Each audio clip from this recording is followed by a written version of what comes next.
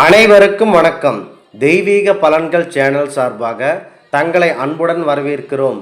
இன்றைய காணொளியில் நாம் காண விரும்புவது மகா சங்கடஹர சதுர்த்தி பூஜை முறைகளை பற்றி இந்த காணொளியில் விரிவாக பார்க்கலாம். வாருங்கள் காணொளிக்கு செல்லலாம். மறக்காமல் ஒரு சப்ஸ்கிரைப் செய்யவும்.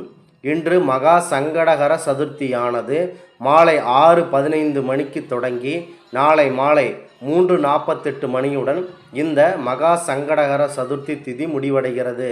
வருடத்தில் அனைத்து சங்கடஹர சதுர்த்தி நாளில் வழிபடுவதும் இன்று மகா சங்கடஹர சதுர்த்தி நாளில் வழிபடுவது மிக பெரும் பலனாகும். அதாவது இந்நன்னாளில் வணங்கினால் அனைத்து நாளையும் வணங்கியதற்கு சமமாகும். இந்த சங்கடஹர சதுர்த்தி அன்று சங்கடஹர விநாயகரை வணங்கினால் சங்கடங்கள் நீங்கி சுகபோக வாழ்வு வாழலாம் என்பது ஐதீகம்.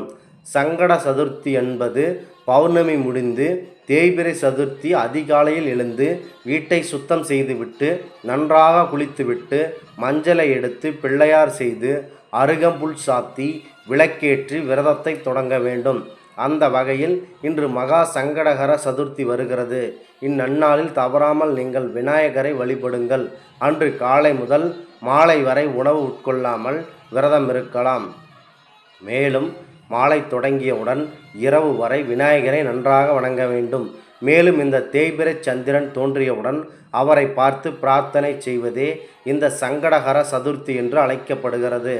இந்த சங்கடஹர சதுர்த்தி பூஜைக்கு வெள்ளருக்கன் மற்றும் ஸ்படிக மாலை, செவ்வரளி பூ போன்றவற்றை விநாயகருக்கு அலங்கரிக்கலாம். மேலும் நிவேதனமாக சுண்டல், பழ வகைகள் மற்றும் கொழுக்கட்டை வகைகள் நீங்கள் அனைவருக்கும் நிவேதனமாக வணங்கலாம். இந்த சங்கடஹர சதுர்த்தியை சூரியன் மறைவிற்கு பிறகு, அதாவது சந்திரன் உதயத்தில் பூஜை செய்ய வேண்டும். சங்கடஹர விநாயகர் அவரின் மந்திரத்தையும் மற்றும் தியான ஸ்லோகத்தையும் பக்தியுடன் மக்கள் அனைவரும் ஒன்றாக சேர்ந்து உட்கார்ந்து பாட வேண்டும். இவ்வாறோடு நீங்கள் அந்த சந்திர பகவானையும் மனதில் நினைத்து உருக வேண்டும். மேலும் கற்பூர தீபாராதனை காட்டி ஆராதனை நீங்கள் செய்ய வேண்டும். மேலும் ஒருபடி அன்னமோ அல்லது எவரேனும் ஒருவருக்கு அன்னதானமோ செய்ய வேண்டும். இந்த சங்கடஹர சதுர்த்தி அன்று கண் விழிப்பது சாலச் சிறந்தது, மேலும் கோடி புண்ணியமாகும்.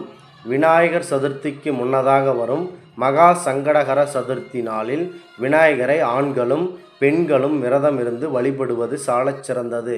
இன்று பெரிய அளவில் விரதம் இருக்க முடியாதவர்கள், நோயாளிகள் மற்றும் பெரியவர்கள் சிறிதளவு உணவை உட்கொண்டு மாலையில் விநாயகர் கோவிலுக்கு சென்று அந்த சங்கடஹர சதுர்த்தியின் இந்நன்னாளில் நீங்கள் மனதார வழிபட்டு வர வேண்டும். மற்றும் சனி பகவானால் 7.5 சனியால் பாதிக்கப்பட்டவர்கள் இந்த சங்கடஹர சதுர்த்தி விரதத்தை கடைபிடித்து வந்தால் மேலும் வன்னிமர பூஜைகள் செய்து வர வேண்டும்.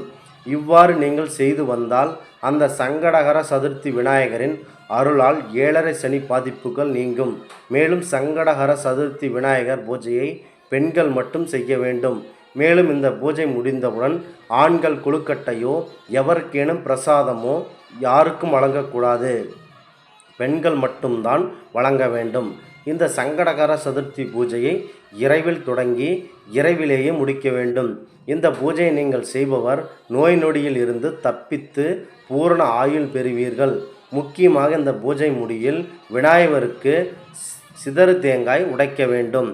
இந்த ஆன்மீக தகவலை உங்களுக்கு பகிர்ந்தமைக்கு தெய்வீக பலன்கள் சேனல் சார்பாக நாங்கள் மிகுந்த பெருமை கொள்கிறோம். மீண்டும் ஒரு நல்லதொரு காணொளியில் உங்களை சந்திக்கிறோம். நன்றி, வணக்கம்.